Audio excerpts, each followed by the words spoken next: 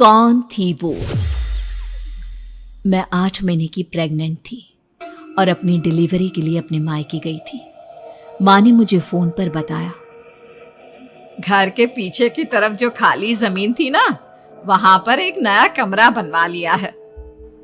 इतने सालों के बाद जैसे ही अपने घर में कदम रखा, कुछ अलग सा लगा। माँ, ये घर के पीछे की तरफ नया कमरा बनवाने की क्या जरूरत थी? अरे बेटा, घर के पीछे दूर दूर तक खाली जमीन है। तेरे पापा को कई दिनों से लग रहा था कि यहाँ पर एक कमरा बनवा लेंगे तो ताजा हवा मिल जाया करेगी। अब तो ये सब छोड़ और चल जल्दी से दूध पी ले। माँ, मैं थोड़ी देर में पी लूंगी, आप सो जाओ। मैंने दूध का गिलास उठाकर उस खिड़की में रख दिया। पता नहीं कब आंख लग गई। अचानक से खिड़की के पल्लों के खड़कने की तेज आवाज आई। दूध का गिलास धड़ाम से जमीन पर आ गिरा। जमीन पर गिरते ही दूध का रंग लाल हो चुका था।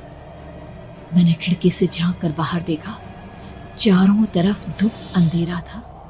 उस अंधेरे की तरफ से कुछ आवाजें आ रही थी, जैसे छोटे बच्चे आपस में खिलखिलाकर मस्ती कर रहे हो।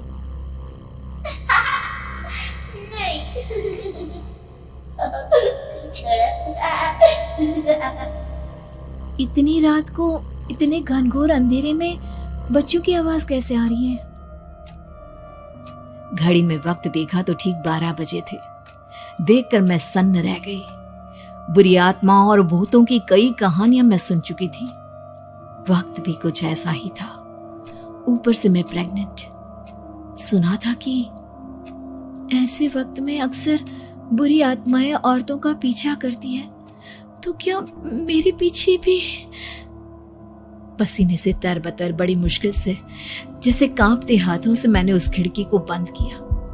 जल्दी से जल्दी उस कमरे से बाहर निकलकर माँ के पास जाने के बारे में सोचा, लेकिन जैसे ही दरवाजे की तरफ पलटी, लगा कोई साया हवा की स्पीड से दरवाजे के सामने से गुजर गया।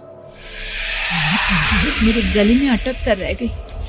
मैं जोर से चीख कर माँ को बुलाना चाहती थी, लेकिन वो आवाज खुद मेरे कानों तक नहीं पहुंच पा रही थी। तो माँ तक कैसे पहुंचती?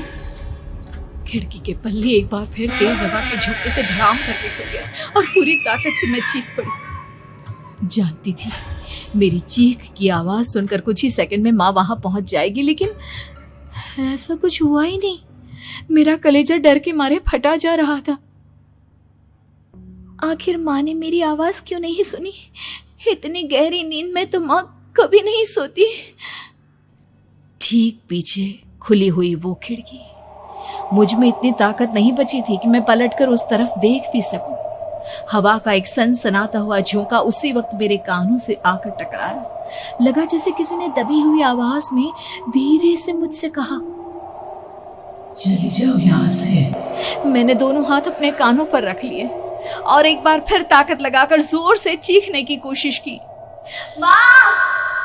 पापा! मेरी आवाज उस कमरे की दीवारों से टकराकर वापस मुझे ही सुनाई दे रही थी। जितनी ताकत के साथ मैंने चीखने की कोशिश की थी, कुछ ही देर बाद उससे कहीं ज्यादा तेज और दर्दनाक चीख मुझे सुनाई देने लगी। कि आवाज ठीक मेरे पीछे खिड़की से आ रही थी। वो आवाज मेरे कानों में पिघलते हुए लोहे की तरह गिर रही थी। उन आवाजों में हैवानियत थी। वो आवाजें किसी इंसान की नहीं है, इतना मैं समझ चुकी थी। कांप रहे हाथों से मैंने अंधेरे में कुछ ढूंढने की कोशिश की। तभी अचानक मेरा हाथ बेड पर रखी टॉर्च पर पड़ा।